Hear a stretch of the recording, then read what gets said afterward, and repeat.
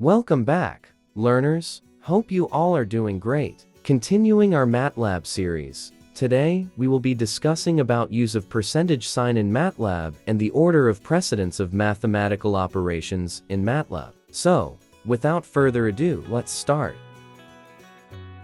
The percentage symbol is used to add a comment about a certain value. Let's suppose we have a value that is a equals to 4. So let's say it is the length of a cylinder, which is in centimeters, and to remember this we will need something that can make things easier for us, and also doesn't show this info when the command is run. So we will add the percentage symbol and write this info. And whatever you type now is in green color. So now, even if we open this file sometime later, we will know that this value was a length in centimeters.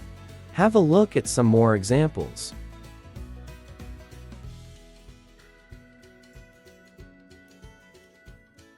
Now, the main topic of today, order of precedence. It simply means in which order does MATLAB divide, multiply, add, or subtract when given a question to solve. So, first let's see two examples to put our minds to think. Suppose a question here on the screen, and think about its answer.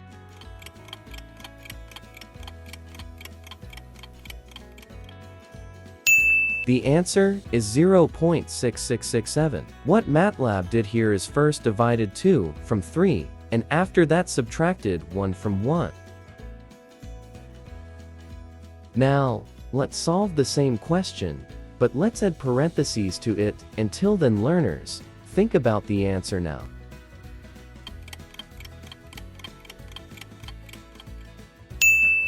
The answer is 1.5.